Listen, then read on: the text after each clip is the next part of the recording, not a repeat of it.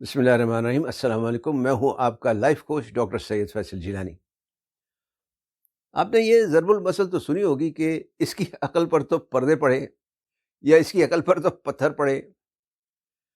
عقل پر پردے پڑنا یا پتھر پڑنا ایک ہی بات ہے۔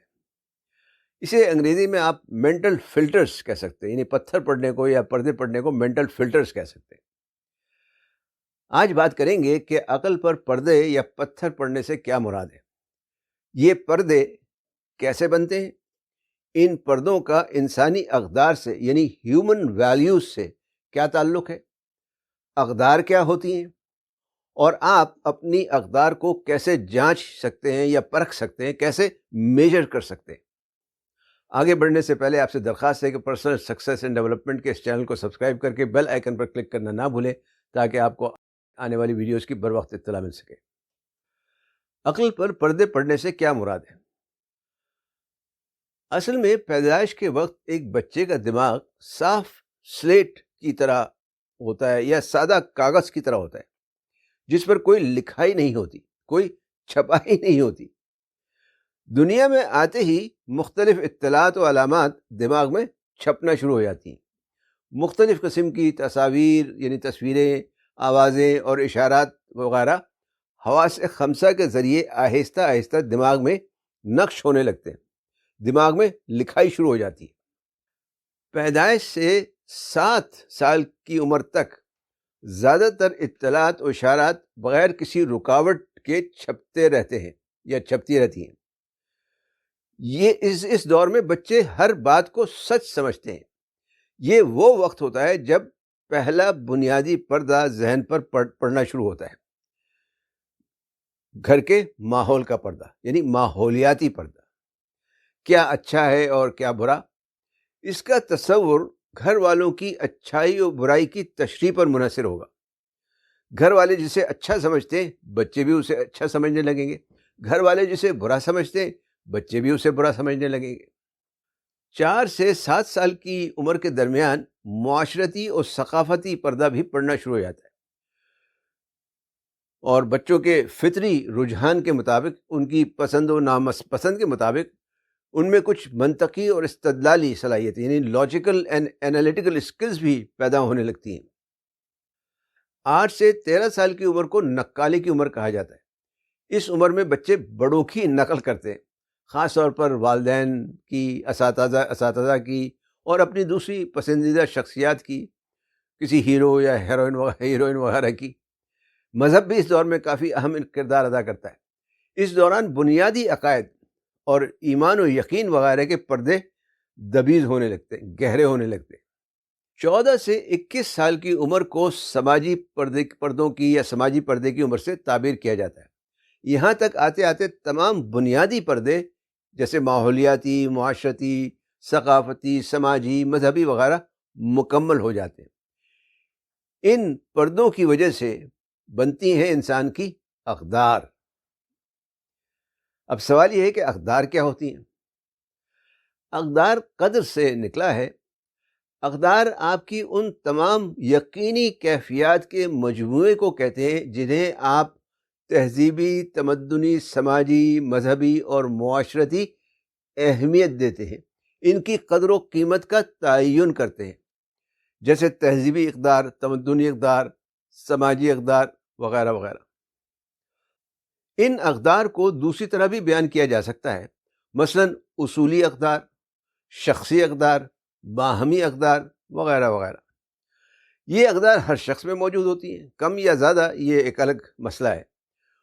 اصولی اقدار مثلا معقولات، حق و انصاف، عدالت، امانت، دیانت، اخلاقیات یا جائز و ناجائز وغیرہ وغیرہ۔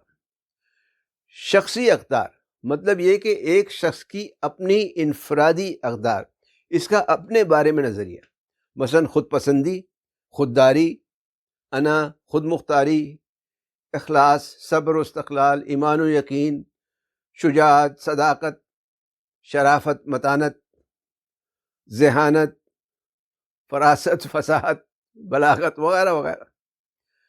باہمی اقدار کا مطلب ہے آپس کے تعلقات، دوسروں سے برتاؤ اور ان سے آپ کی توقعات، دوسروں کے لیے یا دوسروں سے آپ کی توقعات، اور جو دوسرے آپ سے توقعات رکھتے ہیں، مثلا احسان ہے، مفاہمت ہے، قدر شناسی ہے، مذاق ہے، ایثار ہے، اخوت، بھائی چارہ وغیرہ ہے، محبت، چاہت، دوستی، ذمہ داری، اس طرح کے عمل وغیرہ وغیرہ.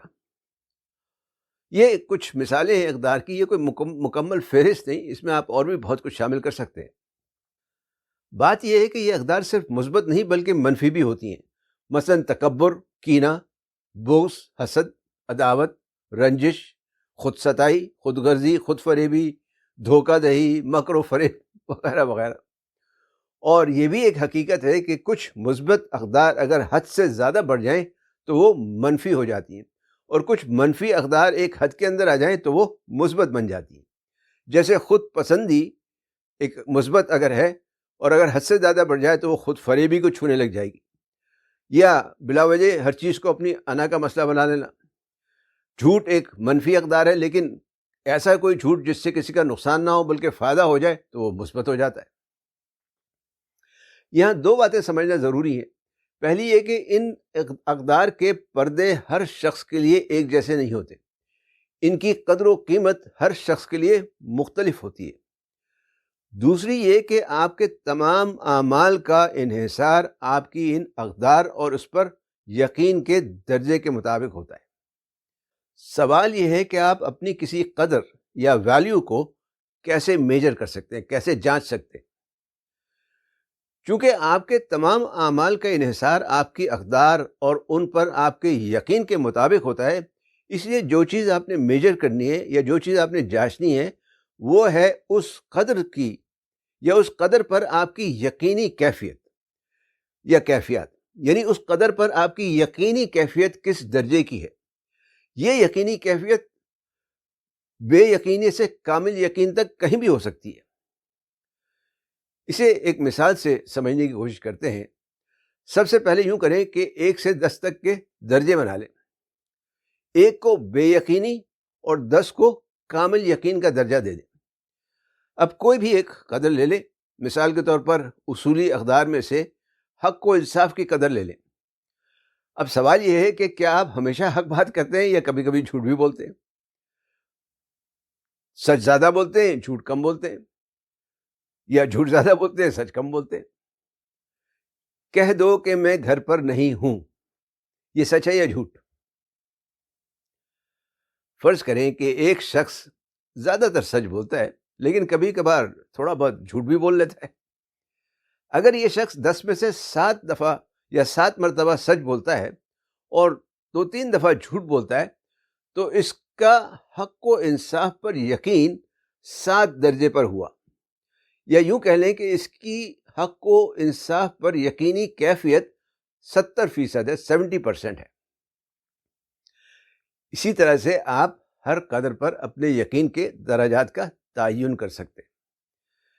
ویسے دیکھا جائے تو 1 سے 2 کے درمیان بھی بہت سے درجات آتے ہیں. 1.1، 1.2، 1.3، 4، 5 اس طرح بھی ہو سکتا ہے.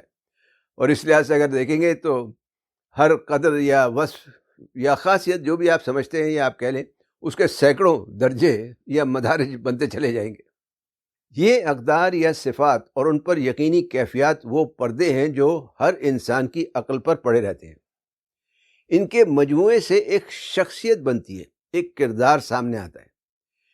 انہی کی وجہ سے ایک ہی تہذیب و تمدن سے تعلق رکھنے والے لوگ مختلف انداز و اطوار سے زندگی گزارتے نظر آتے ہیں آپ کو. ان کے کام کاج، ذوق و شوق، کھیل کود، مسئلے مسائل، کھانا پینا، پسند ناپسند اور اپنے اور دوسروں کے بارے میں رائے وغیرہ ایک ہی جگہ ایک ہی گھر میں رہتے ہوئے بھی ایک نہیں ہوتی، اور ضروری نہیں کہ ایک جیسی ہو.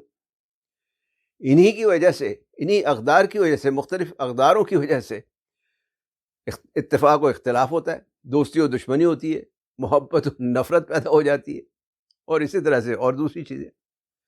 ان باتوں سے جو نتیجہ نکلتا ہے وہ یہ کہ میں اور آپ اور دنیا کا ہر شخص اپنی اقدار اور اس پر اپنے یقین کے درجے کے مطابق عمل کرتا ہے. ہر شخص اپنی اقدار کی تکمیل یا اسے مطمئن کرنے کے لیے کام کرتا ہے. اگر آپ ترقی و کامیابی حاصل کرنا چاہتے ہیں تو اپنی اقدار کو، اپنے اقداروں کو جانیں، انہیں پہچانیں، اور جہاں کمزوری نظر آئے اسے دور کرنے کی کوشش کریں۔ ویڈیو دیکھنے کا شکریہ۔ پسند آئی تو لائک، شیئر اور کمنٹ ضرور کریں۔ چینل سبسکرائب کرنا نہ بھولیں۔ فی امان اللہ۔